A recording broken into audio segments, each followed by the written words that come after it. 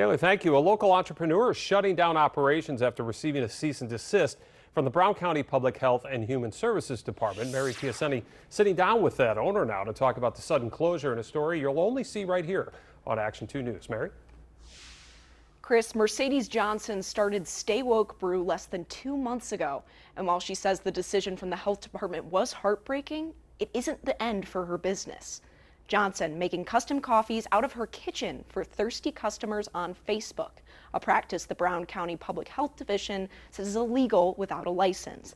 The reason being that items like iced coffee on the Stay Woke menu require refrigeration.